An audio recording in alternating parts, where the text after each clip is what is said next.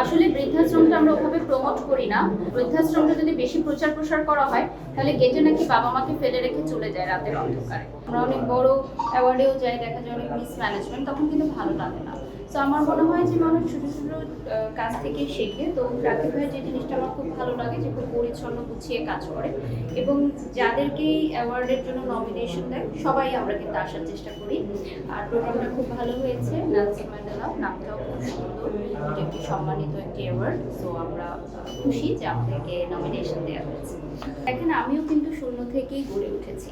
যত গুণী ব্যক্তিরাই আছেন আমাদের মিডিয়া অঙ্গনে, সবাই কিন্তু একদম জিরো থেকেই শুরু করেছে। আজকে যত বড় বড় অ্যাওয়ার্ড ফাংশন আপনারা দেখেন, তারাও কোনো ছোট পরিসর থেকেই শুরু করেছিল।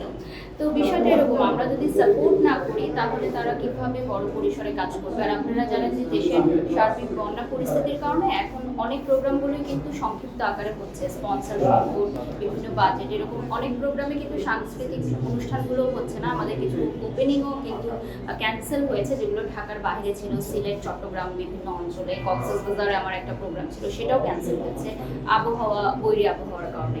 তো সবকিছু মিলিয়ে আমরা যারা কাজ করছি, এটা আমাদের জন্য অনেক বড় একটা ব্লেসিং যে এখন আমরা কাজ করতে পারছি।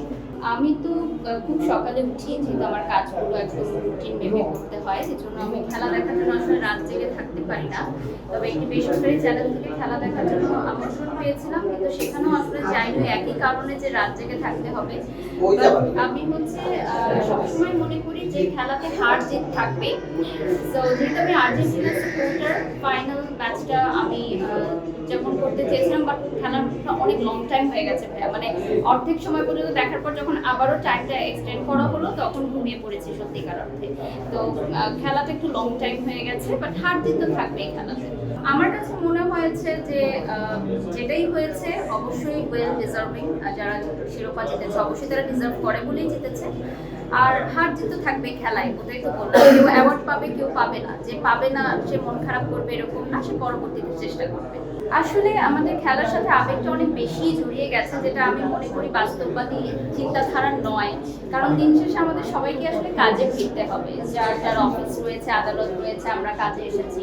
সো খেলাটা আসলে একটা অংশ জীবনের, যেটা এখন শেষ হয়ে গেছে, এখন আবার যে যার কাজে ফিরে গেছে, ক্ষণিকের আনন্দ, আর কিছুই না। বাট এটা নিয়ে বেশি ইমোশনাল হওয়াটাও আমি বলবো যে অনুচিত, কারণ নিজ নিজ জীবন তাকেই দেখতে হবে। খেলাটা জাস্ট একটা সাময়িক আনন্দ। আসলে বৃদ্ধাশ্রমটা আমরা ওভাবে প্রমোট করি না, কারণ আমি একটা ভয়ানক একটা বিষয় জানলাম যে বৃদ্ধাশ্রমটা যদি বেশি প্রচার প্রসার করা হয় তাহলে গেটে নাকি বাবা মাকে ফেলে রেখে চলে যায় রাতের অন্ধকারে। এবং বৃদ্ধাশ্রম আছে এটা জানলে মানুষ উৎসাহিত হয় যে না, বাবা মাকে ওখানেও রেখে আসা যায়। তো এজন্য আমি এটা একটু কম প্রচার করি। তারপরেও আমি বিশ্বাস করি যে যাদের সন্তানরা থেকেও নেই, তাদের পাশে হয়তো আমাদের মতো আর অনেকেই দাঁড়াবে। অনেক প্রবাসী ভাইরা বোনেরা আছে যারা ডোনেশন পাঠায়, চিকিৎসা খরচ পাঠায়, এবং নেক্সটে আমি শিশুদেরকে নিয়েও কাজ করবো ইনশাল্লাহ। তো দেখা যাক। জানতে চাচ্ছি যে হঠাৎ করেই বৃদ্ধাশ্রম ভিজিট করতে যাওয়ার পিছনে স্পেশাল অনেক বছর আগেও একবার গেছিলাম আমি, এবার অন্য আরেকটা ফাউন্ডেশনে গেছি আমার মেয়ের জন্য স্পেশালি। যখন আমি প্রথম গেছিলাম তখন আমার মেয়ে হয়নি, তো আমার মেয়েকে দেখানোর জন্য আসলে যে পরিবেশটা কেমন। দেশে দেশে সবার সাথে দ্য নিউজ।